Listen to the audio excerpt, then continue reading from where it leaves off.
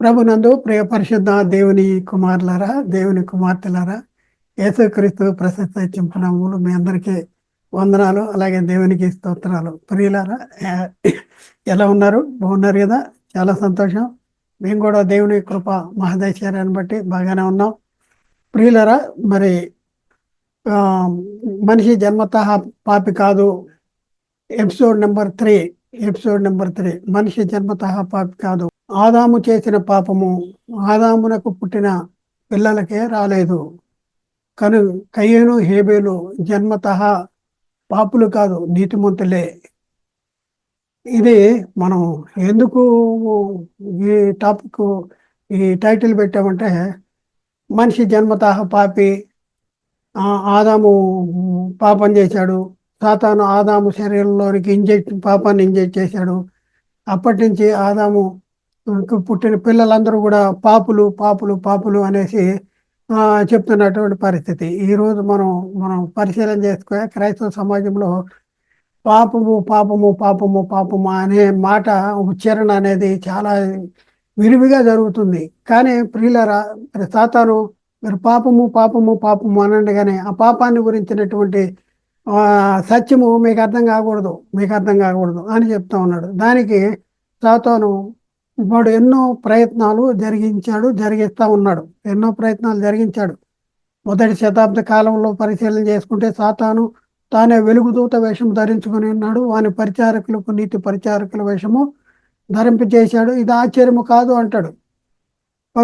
అలాగే పౌలు చెప్తాడు, పవిత్రురాలైన కన్యక ఒక్కడే పురుషునకు అనగా క్రీస్తునకు సమర్పింపవలనని మిమ్మల్ని ప్రదానము చేసి తిని సాతాను అవ్వను మోసపరిచినట్లు మీ మీ హృదయాల్ని మోసపరిచినేమో అని, ఎట్లయినా కూడా మిమ్మల్ని మోసపరుస్తాడేమో అని నేను భయపడుతున్నాను అనేసి చెప్తున్న సంగతి మనం లేఖనాల్లో చూస్తూ ఉన్నాం. కానీ ప్రియులారా, ఒకసారి ఆలోచించి మీరు పాపము పాపము అనగానే పాపం అంటే ఏంటి తెరవకూడదు, పాపము నుండి బయటికి రాకూడదు అనేసి సాతాను ఎన్నో రీతిలుగా మరి మనల్ని పక్కదారి పట్టించేటటువంటి పరిస్థితి ఉంది. మనకి ప్రియులారా, ఇప్పుడు మనం చూస్తూ ఉంటుంటే ఆదాము పాపం చేశాడు కాబట్టి ఆదాము తర్వాత పిల్లలందరూ కూడా పుట్టిన వాళ్ళందరూ కూడా పుట్టుకతోనే పాపులు. పాపము చేయకపోయినా ఆదాము చేసిన పాపమే మనకి కూడా వచ్చేస్తుంది, మనం పుట్టుకతో పాపులు అని చెప్పేటటువంటి బోధ అనేది మరి నేటి క్రైస్తవ సమాజంలో జరుగుతూ ఉంది. ప్రభునందు ప్రియులారా, ఇదంతా కూడా మనిషి జన్మతః పాపి కాదు, పాపము చేసి పాపి అవుతున్నాడు అని స్పష్టంగా నేర్చుకుందాం. ఇప్పుడు మనిషి జన్మతః పాపి కాదు, పాపము చేసే పాప అవుతున్నాడు అనేసి బైబిల్ చెప్తుంటే కాదు, మనిషి జన్మతః పాపే, ఆదాము చేసిన పాపమే మనకు కూడా వచ్చేస్తుంది అనేసి మనం పాపం చేయకపోయినా మనం పాపులు అయిపోతున్నాం అనేసి చెప్పేటటువంటి పరిస్థితి సాతాను నేటి క్రైస్తవ సమాజంలో విరివిగా జరిగిస్తూ ఉన్నాడు. ఆదాము పాపం చేశాడు కనుక ఆదాము తర్వాత పుట్టిన వాళ్ళందరూ కూడా పాపులే అనే వాళ్ళలారా, వాక్యము మిమ్మల్ని సూటిగా ప్రశ్నిస్తుంది. సమాధానం చెప్పు. ఏంటంటే, ఆదాము చేసిన పాపము ఆదాముకు పుట్టిన పిల్లలకు పుట్టుకతో రాలేదు. చాలా జాగ్రత్తగా, ఆదాము చేసిన పాపము ఆదాముకు పుట్టిన పిల్లలు పుట్టుకతో రాలేదు. పుట్టుకతో ఆదాము తర్వాత పుట్టిన పిల్లలందరూ పాపులు అంటున్నారు కదా, ఆదాముకు పుట్టిన పిల్లలే పాపులుగా పుట్టలేదు. పాపులుగా పరిశుద్ధులుగా పుట్టారు, నీతిమంతులుగా పుట్టారు. కయ్యను హేబేలు జన్మతః పాపులు కాదు. ఆదాము పాపమే, పాపము చేయన కయ్యను హేబేలు మీదకే రాలేదు పుట్టుకతో. ముద్ర వేసుకోవాలి. బైబిల్ చెప్తుంది, అర్థం చేసుకోవాలి. మనం ఏదో తప్పుడు బోధ విన్నాం, ఇప్పుడున్న పరిస్థితుల్లో ఆ తప్పుడు బోధలోనే వెళ్ళిపోదామా? ఒకసారి ఆలోచించండి, బైబిల్ని అర్థం చేసుకోండి, సత్యాన్ని గ్రహించండి, సత్యానికి లోబట్టడానికి ప్రయత్నం చేయండి. మనిషి జన్మతః పాపి అని ఎవరు చెప్తున్నారో వారు తెలుసుకోవాల్సింది ఏమిటంటే, ఆదాముకు పుట్టిన పిల్లలు కయ్యూను హేబేలు పుట్టుకతో పాపులు కాదు అని బైబిల్ చెప్తుంది. హేబేలు నీతిమంతుడు అని బైబిల్ చెప్తుంది. హేబేలు నీతిమంతుడు. మత్తయి సువార్త 23వ అధ్యాయంలో 35వ వచనంలో నీతిమంతుడైన హేబేలు రక్తం మొదలుకొని చూడండి, నీతిమంతుడైన హేబేలు రక్తము మొదలుకొని బ- బ- బలిపీఠమునకు దేవాలయములకు మధ్య మీరు చంపిన బరకీయ కుమారుడైన జకర్యా రక్తం వరకు భూమి మీద ఆ, చంపబడిన చంపబడిన నీతిమంతుల రక్తము మీ మీదకి వచ్చును అంటాడు. భూమి మీద చంపబడిన ఎవరు ఎక్కడి నుంచి ఎక్కడికి? నీతిమంతుడైన హేబేలు రక్తం మొదలుకొని బలిపీఠమునకు పీఠమునకు దేవాలయము మధ్య చంపబడిన బరకీయ కుమారుడు జకర్యా వరకు అంటాడు. నీతిమంతుడు, నీతిమంతుడు. హెబ్రీ పత్రిక 11వ అధ్యాయంలో 4వ వచనం, విశ్వాసమును బట్టి హేబేలు కయ్యూను కంటే శ్రేష్టమైన బలి దేవునికి అర్పించాను. దేవుడు అతన్ని అర్పణను గురించి సాక్ష్యం ఇచ్చినప్పుడు అతడు ఆ విశ్వాసమును బట్టి నీతిమంతుడు అని సాక్ష్యము పొందెను. హేబేలు ఏం సాక్ష్యం పొందాడంట?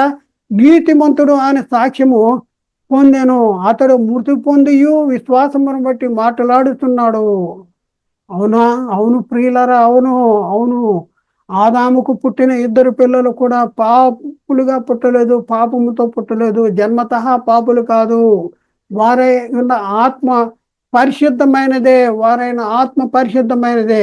వారైన ఆత్మకి ఇవ్వబడిన శరీరముతో అతిక్రమాన్ని జరిగితే వాళ్ళ ఉన్న ఆత్మ మీద పాపము ఆరోపించబడింది. శరీరంతో పాపం చేస్తే ఆత్మ మీద పాపము ఆరోపించబడేటటువంటి పరిస్థితి. చిన్న పిల్లలకి ధరింపజేసిన శరీరము పాప స్వభావము కలిగిన శరీరమే. ఆత్మ మాత్రం ఆత్మ పాపము స్వభావము కలిగిన శరీరము కలిగి ఉన్నంత మాత్రంలో ఆత్మపై పాపము ఆరోపించబడదు. ఆత్మకు ధరింపజేసిన శరీరము పాప స్వభావము కలిగిన శరీరము అయినంత మాత్రంలో ఆత్మ మీద పాపము ఆరోపించబడదు. పుట్టిన పిల్లవాళ్ళు మరి మా పాపులు పాపులు కాదు, పాప స్వభావం ఉన్న కూడా పాపులు కాదు. మనకు పుట్టిన చిన్న పిల్లవాడిని ఆత్మ మీద పాపం ఎప్పుడు ఆరోపించబడుతుంది? ఆత్మకి ఇవ్వబడినటువంటి శరీరం ఆజ్ఞను అతిక్రమించినప్పుడు మాత్రమే ఆత్మ మీద పాపం ఆరోపించబడుతుంది. ఉదాహరణకు, దొంగకు పుట్టిన పిల్లవాడు మన పిల్లవాడిని మనం దొంగ అని అంటామా? దొంగకు పిల్లవాడు పుట్టాడంట, దొంగ అని అంటామా? దొంగకు పుట్టాడు కనుక ఆ పిల్లవాడిని దొంగ అంటామా? లేక ఆ పిల్లవాడు పెద్ద అయిన తర్వాత దొంగతనం చేస్తే దొంగ అంటామా? ఒకసారి ఆలోచించండి. దొంగతనం చేస్తేనే దొంగ అని అంటాము. అదే విధముగా పాపము చేసిన ఆదాముకు పుట్టిన పిల్లలు జన్మతః పాపులు కాదు. ఆదాముకు పుట్టిన పిల్లలు జన్మతః పాపులు కాదు. కాబట్టి ఆలోచన చేయవలసినటువంటి అవసరం ఉంది. ఆదామునకు పుట్టిన 2 పిల్లలు పుట్టుకతో పాపులు కాదు. వారు పెద్దవాళ్ళు అయిన తర్వాత కయ్యూను హేబేలును చంపడం వలన నరహంతకుగా తీర్చబడ్డాడు కయ్యూను. అప్పుడు కయ్యూను అను ఆత్మ మీద పాపము ఆరోపించబడింది. అంతవరకు కూడా కయ్యూను హేబేలు నీతిమంతులే. కయ్యూను మీద పాపం ఎప్పుడు ఆరోపించబడింది? తమ్ముడిని చంపినప్పుడు పాపం ఆరోపించబడింది. కయ్యూను ఎప్పుడు పాపిగా తీర్చబడ్డాడు అంటే కయ్యూను తన తమ్ముడైన హేబేలు మీద పడి చంపినప్పుడు పాపం ఆరోపించబడింది. ఆదికాండము 4వ అధ్యాయం 8వ వచనంలో కయ్యూను తన తమ్ముడైన హేబేలుతో మాట్లాడాను. వారు పొలంలో ఉన్నప్పుడు కయ్యూను తన తమ్ముడైన హేబేలు మీద పడి అతన్ని చంపెను అంటాడు. ఆ చంపినప్పుడు పాపము ఆరోపించబడింది. అప్పటి వరకు కూడా కయ్యూను నీతిమంతుడిగానే ఉన్నాడు. మరొక వచనం చూద్దాం. ఆదికాండము 4వ అధ్యాయం 9వ వచనంలో యెహోవా నీ తమ్ముడైన హేబేలు ఎక్కడా అని కయ్యూను అడగా అతడు అంటే కయ్యూను నేను ఎరగను అని అబద్ధం చెప్పాడు. నా తమ్ముడికి నేను కావలవాడనా అంటున్నాడు. చూడండి, అబద్ధం చెప్పాడు, చంపాడు. అబద్ధం, దేవుడికే అబద్ధం చెప్తున్నటువంటి పరిస్థితి. అప్పుడు ఆదికాండం 4:7లో నీవు సత్క్రియలు చేసిన ఎడల తల ఎత్తుకొనవా, సత్క్రియలు చేయని ఎడల పాపము వాకిట పొంచి ఉండును, నీవు నీ ఎడల దానికి వాంఛ కలుగును, నీవు దాన్ని ఏలుదువు. సత్క్రియలు జరిగించాలి, లేకపోతే పాపము వాకిట పొంచి ఉంటుందంట. మనం దాన్ని ఏళ్తాం. పాపము అది నీవు నీ ఎడల దానికి వాంఛ కలుగుద్దంట. అది నీవు దాన్ని ఏలేటటువంటి పరిస్థితి ఉంది. కాబట్టి ప్రియులారా, ఒకసారి ఆలోచింది. ఆదాము పుట్టిన 2 పిల్లలు పుట్టుకతో పాపులు కాదు. పుట్టుక కయ్యను చేసి పాపేయాడు. తమ్ముడిని చంపి పాపేయాడు. చూద్దాం. అందుకనే బైబిల్లో ఏమని రాయబడింది, మనము కయ్యను వంటి వారమే ఉండరాదు, మనము కయ్యను వంటి వారమే ఉండరాదు. యోహాను రాసిన మొదటి పత్రిక 3:12 బైబిల్లో మరొక సంగతి మనం చూద్దాం. ఏ భేదం లేదంట. అందరూ పాపము చేసి దేవుడు అనుగ్రహించి మహిమను పొందలేకపోతున్నారు. అందరూ దేవుడు అనుగ్రహించి మహిమను ఎందుకు పొందలేకపోతున్నారంట? పాపము చేయకపోయినా పాపము చేసి దేవుడు అనుగ్రహించి మహిమ పొందలేకపోతున్నారు. చూద్దాం, చూడండి. ఎక్కడంటే రోమపత్రిక 3:23 పదాకా చదువుతూ ఉంటాం కానీ అది నీకు అర్థం కాకూడదు. సాతాను ఏమంటుందంటే, మీరు చదవండి, బైబిల్ బాగా చదవండి, ప్రార్థన చేయండి, కానీ బైబిల్లో ఉన్న సత్యాలు మీకు అర్థం కాదు. ఎవడన్నా చెప్తాడు అనుకోండి, ఆడి మాట వినబాకండి, ఆడి కొన్ని ప్రశ్నలు వేసేయండి, చిన్న చిన్న పిల్లకాయ ప్రశ్నలు వేసేసేయండి. చిన్నపిల్లడు ఎలా చచ్చిపోయాడు, చిన్నపిల్లడు చచ్చిపోతుంది, పాపంలో వచ్చి జీతం మరణం కదా, చిన్నపిల్లడు అప్పుడే పుట్టిన పిల్లడు పాపం ఎలా చేశాడు అనేసి చిన్నపిల్లలు అడిగే ప్రశ్నలు అడుగుతూ ఉన్నారు. ఎంత అమాయకులండి. ఇవన్నీ నేను చూస్తుంటే చాలా మీరు ఇంకా ఎంతో నేర్చుకోవలసినటువంటి సంగతి ఉంది. కాబట్టి ప్రియులారా, ఏ భేదం లేదంట. రోమపత్రిక 3:23 ఏ భేదం లేదు, ఏ భేదం లేదు. యూదుడు లేడు, గ్రీకు దేశీయుడు లేదు, సున్నతి పొందిన వాడు, సున్నతి పొందిన వాడు లేదు, ఎవడు లేడు. అందరూ కూడా అందరూ అందరూ అందరూ అందరూ అందరూ ఏం చేశారంట? పాపము చేశారు. పాపము చేసి అండర్లైన్ చేసుకోండి. పాపము చేసి దేవుడు అనుగ్రహించే మహిమను పొందలేకపోతున్నారు. ప్రియులారా, చాలా జాగ్రత్తగా ఆలోచించింది. మరి నీతిమంతుడు ఎవడు? నీతిమంతుడు పాపం చేసినోడు పాపి అవుతున్నాడు, ఆజ్ఞను అతిక్రమించినోడు పాపి అవుతున్నాడు. మరి నీతిమంతుడు ఎలా అవుతున్నాడు? నీతిమంతుడు ఉత్తిరి అయిపోతున్నాడా? నీతిని జరిగించాలి. యోహాను రాసిన మొదటి పత్రికలో 3:7 చిన్నపిల్లలారా, ఎవరిని మిమ్మల్ని మోసపరచనీయకుడి, ఆయన నీతిమంతుడై ఉన్నట్టు నీతిని జరిగించి ప్రతివాడు కూడా నీతిమంతుడు. నీతిని జరిగించు ప్రతివాడు ఆయన నీతిమంతుడంట. మరి మనం ఎలా నీతిమంతులు అవుతాం? నీతిని జరిగించు ప్రతివాడు. నీతిని జరిగించు. పాపము చేసేవాడు పాపి అవుతున్నాడు. చేసి ఏ భేదం లేదు. అందరూ పాపము చేసి దేవుడు అనుగ్రహించి మహిమను పొందలేకపోతున్నారు. మరి నీతిమంతుడు ఎలా అవుతున్నాడంటే ఏ భేదం లేదు. ఇక్కడ ఏమంటాడు? ఆయన నీతిమంతుడై ఉన్న ప్రకారము నీతిని జరిగించి ప్రతివాడు కూడా నీతిమంతుడు. నీతిని జరిగించేవాడు. ముద్ర వేసుకోండి, మీ హృదయంలో ముద్ర వేసుకోండి. జన్మ పాపి అనేది ఎందుకు దేవునికి వ్యతిరేకమైనటువంటి అభిప్రాయాలు కలిగి ఉంటారు ఒకసారి వాళ్ళది. కాబట్టి ప్రియులారా, నీతిని జరిగించేవాడే నీతిమంతుడు. పాపము చేయవాడు పాపి, ఆజ్ఞను అతిక్రమించేవాడు పాపి అవుతున్నాడు. తప్పుడు బోధ జరుగుతూ ఉంది. నేటి క్రైస్తవ సమాజంలో తప్పుడు బోధ జరుగుతుంది. ఆదాము దేవుని ఆజ్ఞను అతిక్రమించిన తర్వాత నుంచే పుట్టిన పిల్లలందరూ కూడా పాపులుగా పుడుతున్నారనే బోధిస్తూ ఉన్నారు. కనుక మనిషి జన్మతః పాపి అని బోధిస్తున్నారు. ఆ బోధ సరైన బోధ కాదు. ఆ బోధ తప్పుడు బోధ. ప్రియులారా, మనము బైబిల్లో ఒక సిద్ధాంతం ఉంది. ఆ సిద్ధాంతం ప్రకారం బైబిల్ని నేర్చుకుంటానికి ప్రయత్నం చేయాలి. మనం లెక్కల్లో మనం పరిశీలన చేస్తే 2x2 ఎంత వస్తుంది? ఆన్సర్ 4 అనేది వస్తుంది.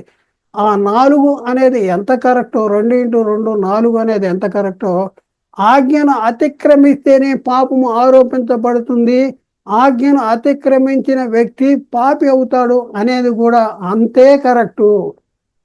అర్థమైందా మీకు? ఆజ్ఞను అతిక్రమిస్తేనే పాపం అవుతుంది. ఆదాము చేసిన పాపమే మనకు వచ్చేస్తుంది అనేది దుర్బోధ, సాతాను బోధ.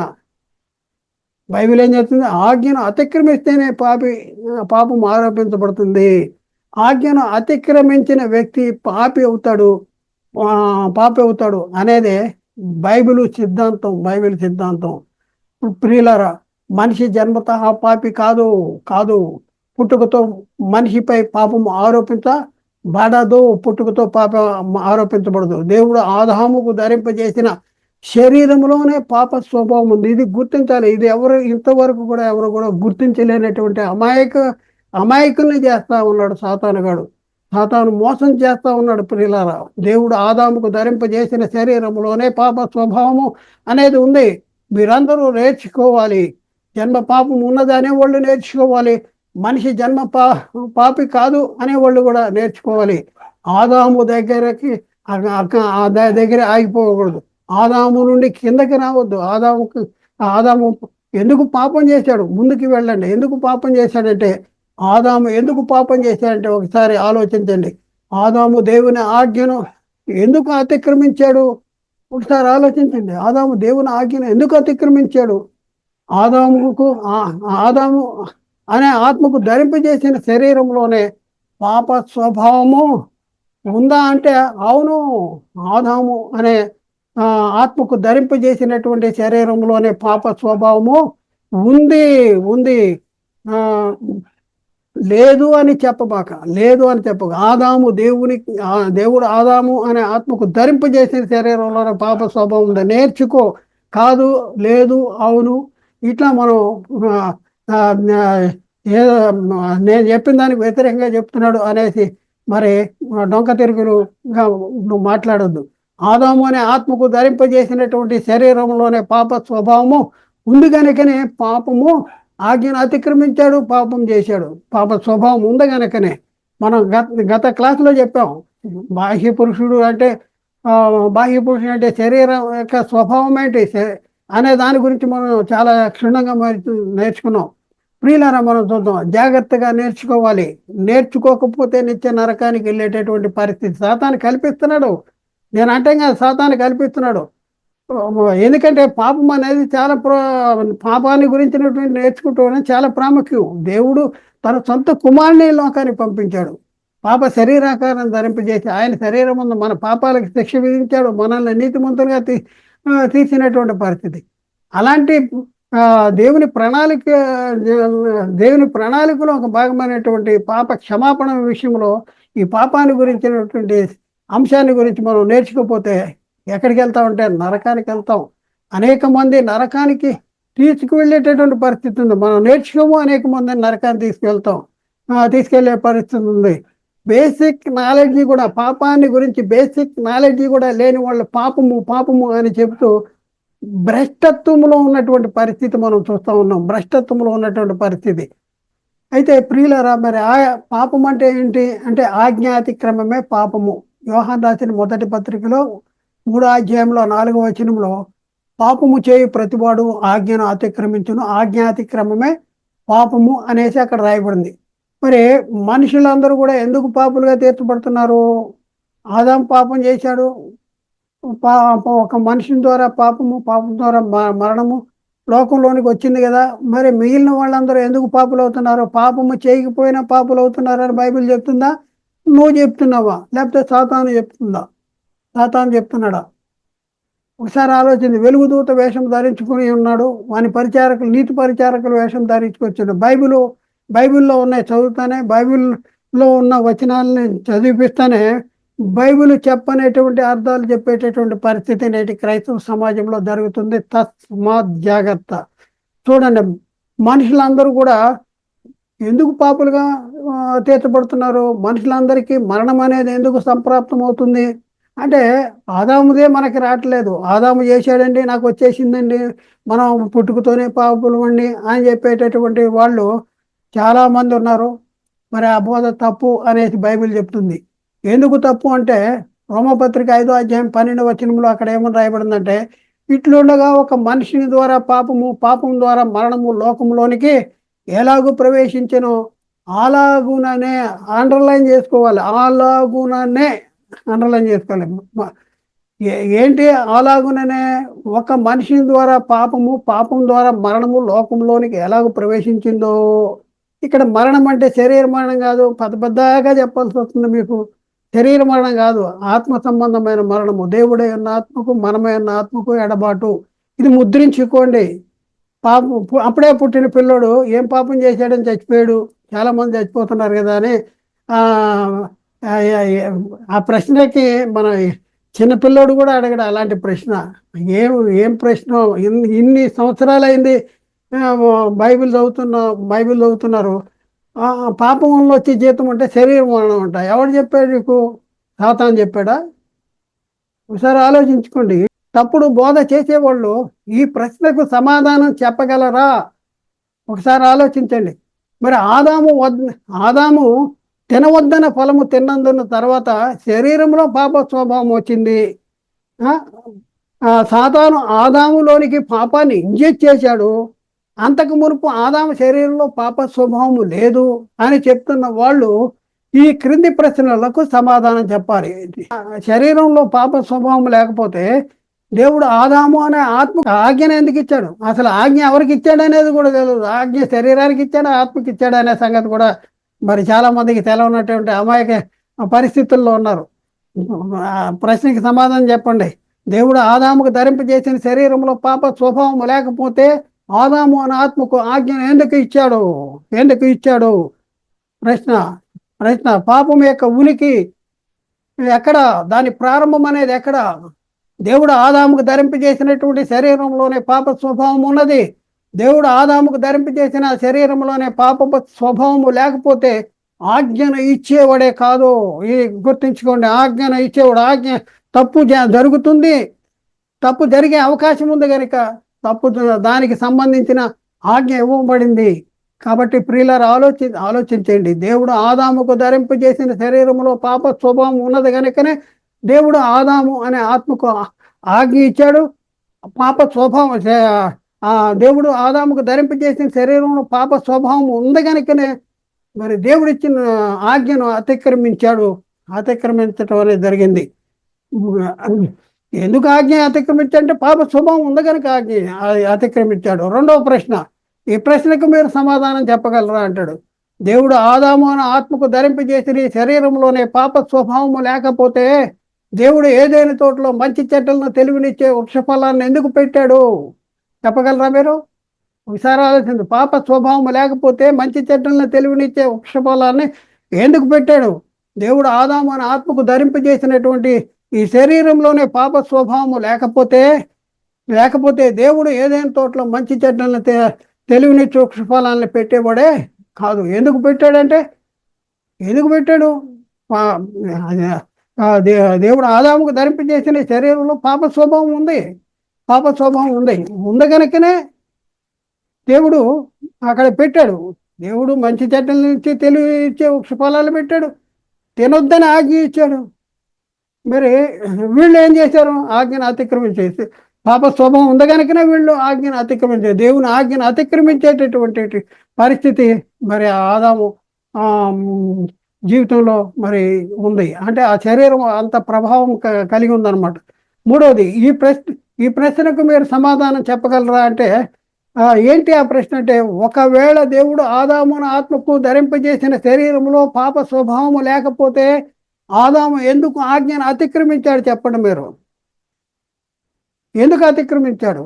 పాప స్వభావం లేకపోతే అతిక్రమించే అవకాశం ఉండదు. సాతాను వచ్చేసి వాడు వచ్చి మోసపరిచినా కూడా లోబడ్డు. పాప స్వభావం ఉంది కనుకనే, శరీరంలో పాప స్వభావం ఉంది కనుకనే, శరీరం ప్రకృతిని కోరుకుంటుంది కనుకనే, శరీరం ప్రకృతి చేత లోపరచబడుతుంది కాబట్టి శరీరము ఏం చేసింది? దాన్ని కావాలని కోరుకుంది. ఈ పాప స్వభావము శరీరంలో ఉన్న స్వభావం ఏంటంటే దేవుని ఆజ్ఞకి లోబడినటువంటి స్వభావం, దేవుని చిత్తాన్ని జరిగించినటువంటి స్వభావము ఈ శరీరానికి ఉంది. ప్రియులారా, బైబిల్ని నేర్చుకోవాల్సినటువంటి అవసరం ఉంది. ప్రియులారా, జాగ్రత్తగా ఆలోచించండి. నేను నా ఆత్మకు పాప స్వభావము లేదు. మరి పాప స్వభావము దేనిలో ఉందంటే శరీరములో ఉంది. దేనిలో ఉంది? శరీరములో ఎప్పటి నుంచి ఉంది? శరీరంలో ఎప్పటి నుంచి ఉందంటే దేవుడు ఆదామును చేసిన తర్వాత నుండి కాదు, ఆదామును చేసిన తర్వాత నుండి, ఆజ్ఞ అతిక్రమించిన తర్వాత నుండి శరీరంలో పాప స్వభావం ఉంది అనేది కాదు. దేవుడు ఆదామును సృజించినప్పుడే ఆదాము అనే ఆత్మకు దేవుడు ధరింపజేసిన స్వభావం శరీరంలోనే పాప స్వభావం ఉంది. సత్యానికి లోబడవలసిన అవసరం మనకుంది. సత్యానికి లోబడవలసిన అవసరం ఉంది. పెద్ద బోధకులు పిల్లిగంతలు వేస్తున్నటువంటి పరిస్థితి. బోధకులకు ఎవరో తప్పుడు బోధ నేర్పించారు. మరి మనకు తెలివి ఉంది, ఆలోచన ఉంది, వివేకం ఉంది, జ్ఞానం ఉంది. కానీ అదే తప్పుడు బోధలు మనం కంటిన్యూ అవటానికి అయ్యేటటువంటి పరిస్థితి ఉందా? ఒకసారి ఆలోచించండి. పాపము ఆరోపించబడాలంటే అనుకూల పరిస్థితులు ఉన్నాయి ప్రియులారా. అనుకూల పరిస్థితులు మనం గతంలో కూడా నేర్చుకున్నాం. ఇప్పుడు ఉన్న పరిస్థితుల్లో మనము పరిశీలన చేస్తే పాపము ఆరోపించబడాలంటే అనుకూల పరిస్థితులు ఏవి ఉండాలి? పాపము ఆరోపించబడాలంటే ఏవేవి సంగతులు జరిగి ఉండాలి అంటే, ఆజ్ఞ ఇచ్చేవాళ్ళు ఉండాలి, 2 ఆజ్ఞ ఉండాలి, 3 ఆజ్ఞ పొందుకునే వాళ్ళు ఉండాలి, 4 ఆజ్ఞ ఇయ్యబడి ఉండాలి, అలా 5 ఆజ్ఞ పొందుకున్న వాళ్ళు ఆజ్ఞను అతిక్రమించిన వారే ఉండాలి. అప్పుడే పాపం ఆరోపించబడింది. ఆదాము మీద పాపం ఎప్పటి వరకు ఆరోపించబడలేదంటే, ఆజ్ఞ ఆజ్ఞ ఇచ్చిన వాడు దేవుడు, ఆజ్ఞ ఇచ్చాడు, ఫలము ఈ మంచి చెడ్డల తెలివినిచ్చి ఫలము తినకూడదని ఆజ్ఞ పొందుకున్నవాడు ఆదాము. మరి ఆజ్ఞ పొందుకున్నాడు, పొందుకున్న తర్వాత ఆజ్ఞను అతిక్రమించినంత వరకు కూడా ఆదాము అనే ఆత్మ మీద పాపం ఆరోపించబడలేదు. ఎప్పుడైతే ఆజ్ఞను అతిక్రమించాడో, శరీరము పాపం ఆజ్ఞను అతిక్రమించాడో, ఎప్పుడైతే పాపం ఆజ్ఞను అతిక్రమించాడో అప్పుడు ఆత్మ మీద పాపము ఆరోపించబడుతుంది. అందుకనే ఆజ్ఞ పొందుకున్న వాళ్ళు ఆజ్ఞను అతిక్రమించిన వాడే ఉండాలి, అప్పుడే పాపము. ఎందుకంటే బైబిల్ ఏం చెప్తుంది? ఆజ్ఞ అతిక్రమణ పాపము. ఒక సిద్ధాంతం ఇది, మీరు రాసుకోండి, ఆజ్ఞ అతిక్రమణ పాపం అనేసి బైబిల్ చెప్తుంది, పరిశుద్ధాత్మను బోధ చేస్తుంది. ఆజ్ఞ అతిక్రమిస్తే అప్పుడే పాపము, వారి మీద పాపం ఆరోపించబడుతుంది.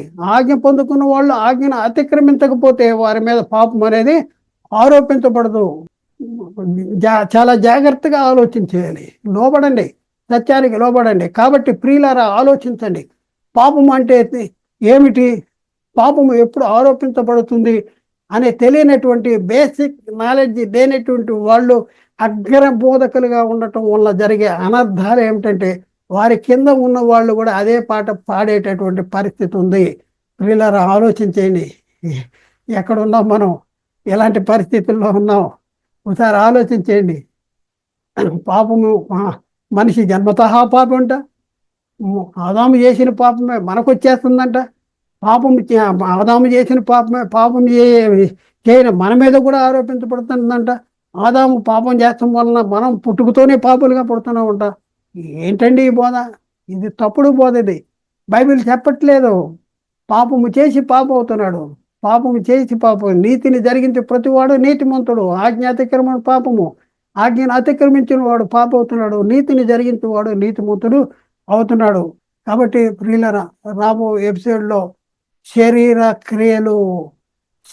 క్రియలను ఎలా అదుపు చేసుకోవాలి, శరీర క్రియలు ఏంటి, శరీరానికి ఉన్న క్రియలు ఏంటి, ఈ శరీర క్రియలను ఎలా అదుపు చేసుకోవాలి అనే అంశాన్ని మనం నేర్చుకుంటున్నాం.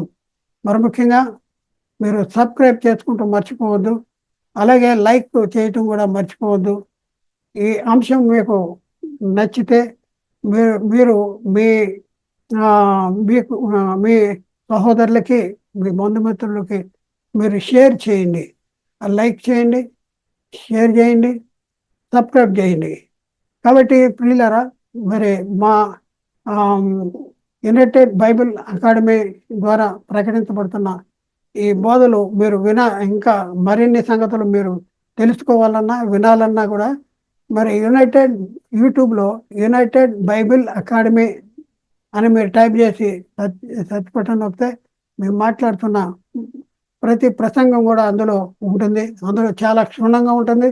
కాబట్టి ప్రియులారా, మరి మా యూట్యూబ్ ఛానల్స్ ఇంకా ఉన్నాయి. యునైటెడ్ బైబిల్ అకాడమీ కాకుండా సత్య సువార్త ప్రతిధ్వని అనేది ఒకటి ఉంది, యూబిఏ ఆన్లైన్ బైబిల్ అనేది మరొకటి ఉంది, ఎన్ఆర్ఆర్ బైబిల్ క్లాసెస్ అనేది మరొకటి ఉంది.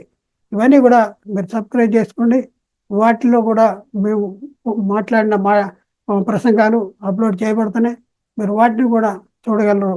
మరి సత్యానికి లోబడండి, సత్యాన్ని లోబడి మరి నీతిమంతులుగా తీర్చబడటానికి ప్రయత్నం చేయండి. దేవుడు మాట్లాడిన ప్రతి మాట ప్రతి ఒక్క హృదయంలో నీరుగట్టి ఫలం చేయనుగాక. ఆమేన్. అందరికీ వందనాలు. దేవునికి స్తోత్రాలు.